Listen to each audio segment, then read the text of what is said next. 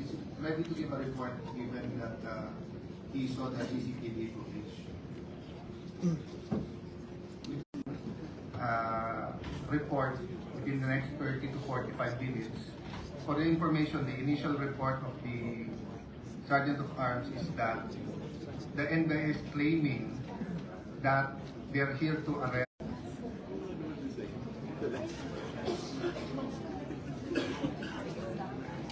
We'll make our conclusions after we see the video.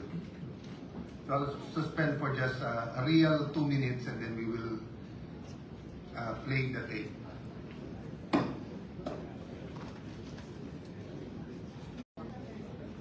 So if the